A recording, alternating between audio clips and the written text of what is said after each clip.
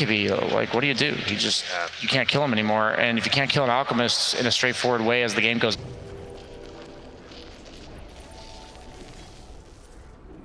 Treads up for Dream, still needs another level before he can make a rotation. Concerning thing is that the Alchemist is gone from that lane bottom. They're going to try and go for 33 here. The Inkswell explosion does a good amount of work here, but just no stuns for Dream again. And now FNG being slowed down by both Frost Shield as well as the Boar. 33 may end up dying. Faces Void has to catch up to him, and finally the bash comes in. Dream had been waiting for that one far too long. Yeah, it only takes 2 or 3 rotations into the Alks triangle to slow him down quite a bit. He's not unkillable at this point. They need a little bit more out of him before he gets to that point.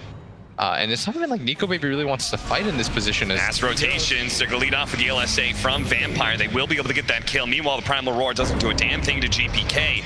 Yeah, Nico Baby's just out. From Hanskin. Nico Baby says, my time is better spent farming while my supports are chased around and eventually killed by GPK, who now has a killing spree. I've been seeing this from 33. He really likes the early Vlads a lot. That's such a good item for his Alk in this game. Yeah. It's not even like he needs... I don't even think the pipe is that important. The RP on GPK. Activates this right immediately. The Primal Roar stormed by Vampire, but there is going to be that Frost Shield now. The Primal Roar turned around on GPK. And the RP not quite being laid out until the Sleight of Fist is gone. He does have the Chronosphere though, and they just don't have the damage anymore. They're going to be able to lock down the 2 in the back line. GPK out of mana, has another Sleight of Fist, trying to dodge some damage. Purification comes out. He's going to be saved. The Inkswell actually stopping the skewer at the same time. The GPK is run down. Now the Laguna Blade onto FNG as well. They turn around. The double Laguna Blade out from Vampire. Looks sick with a Fade Bolt, but it just wasn't enough damage to get either kill. And Dream had already backed himself up. A 2-for-3 exchange with the Alchemist farming away. At top, GPK gets run down. The last bit of magic damage is what's required to get that kill. Back into the game we go though. GPK gonna get his vengeance against Limp, unless Vada can slow him down with a Sinister Gaze. He's still trying to get him with a Sleight of Fist, but Limp, he does indeed limp away. But one more slight, the skewer back. That's gonna be the distance he needs. Hanskin says, take me, not him. And they will take him indeed. Hanskin falls, but at least Limp gets away. Meanwhile, at bottom lane, the true threat of this game, he's still incredibly far ahead of anybody else in the game. He's almost double the net worth of your own carry. And they need to take some fights like right now if they're gonna get anything done. Becoming a little bit too long of a stalemate. GPK is going to pull the trigger with the Inkswell, gets the stun onto 33. 1 pick off. Now Dream thinking about going for more. He's going to go for the Chronosphere on Nico Baby. Thanks to the ward that they had laid out into the triangle, just as you were talking about. They're going to try and threaten Nico Baby here with the Omni Knight, giving them extra bit of safe, but they're running out of damage. Now the double Fate Bow comes in. Vampire gets the kill on Nico Baby, and Gambit can pursue the tier 2 tower push. And their aggressive ward vision allows them to get that fight. Put Gambit in where you get this heart. Gambit can never burst you down. You've got this frost armor for him too, so he doesn't really need that armor item. And suddenly he's real strong. But as a result of him getting forced back into his own jungle, he might even just go down. Kill. They should be able to. Nico Baby, the RP coming out. No, he doesn't actually use it there because Nico Baby's already dead. Now they're going to be able to hit the Chronosphere on the right-hand side. Limp is in trouble. GPK is going to jump in to make sure that mid laner of Alliance is dead. And with the 2 cores dead and a support down as well, they can immediately go high ground. I think Alliance, they're counting their chickens before they hatch. Yeah. It's not just the play, it's Dream gets that Chronosphere off because he sees vision on the map. And they're going to take this Rax because they have vision in the enemy jungle. Like, they're getting outwarded right now, and Alliance haven't found any of those wards. Those 2 wards that spotted him coming into the shrine in the first place are still up. The fact that the left one by the neutral camp is still alive is insane to me. Yeah, that's a little bit egregious, but they just haven't been given any window of time. Finally, Alliance will punish Gambit for their aggressive positioning, catching 2 as Gambit trying to split up across the map to pick up bounty runes. And Alliance don't want to take this fight because, again, they're Alk. He wants a little bit more time for this.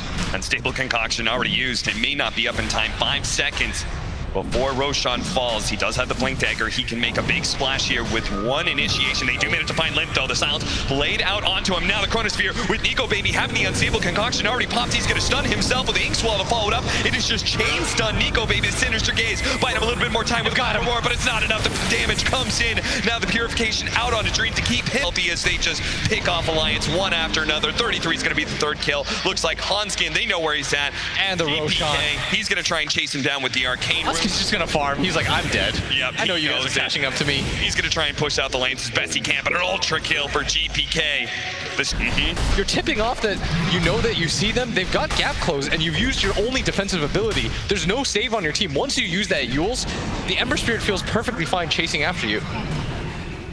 The cores are just not coordinated this game on Alliance. I feel like they rushed this game a little bit too much. Nico Baby taking so much damage from that Mjolnir already. Dream, oh, they do manage to hit that LSA, and now Dream's going to be able to maybe slow down somebody with Inks well, just out of range to be able to go for Limb, so instead he catches E3, who does have a buyback. He's going to use it immediately. Dream, still man fighting against Nico Baby. He's got a Purification coming in. Nico Baby's not going to win this man fight, and it's still against an Aegis. That's why the Skewer comes in, trying to take the RP, but GPK jumps to the back line, not quite enough to get the kill on Nico Baby. GPK instead tries to go for Limb, but he's going to Yules up. LSA, dodge with the Sleight of Fist, while Dream does manage to finish off Bada. Go back buildings, reset for GPK. Now they don't have the ulti on the Alk, so he's got to be a little bit careful. They just got to give this lane up, I think. Farm than everybody else. Like 6,000 gold at this point when the three cores on Gambit are so far ahead is actually unreal. Like, look how far down the next Alliance hero is. It's limp, barely has anything. It's like, just a straight up a two-man Chronosphere. That's going to be 33, almost dead immediately. And now Nico Baby in trouble. He does have the Frost Shield, though, slow down some of the damage, but it's just not looking like it. They have so much magic damage on top of that. Vampire stolen Chain Frost. Bounces around a little bit, but they actually see Hanskin in the cliff area that they were at. He throws out the stolen Chain Frost from Excess Vampire to finish the kill. Vampire's so good. He's go good. Stolen Lina, stun into that. Limp is going to pop the Yules. Let's just make it a full team-wide Piers. GPA shows up to collect Limp's life. Another Sleight of Fist. Wicked sick for him. 11, 2, and 10. This guy, they're going to call it. That's it for a line even series now as Gambit managed to win game 2. Our panel. I think Alan said he could be the next no one. GPK certainly turned up big in clutch for Gambit as they certainly needed it against that draft in game 2. That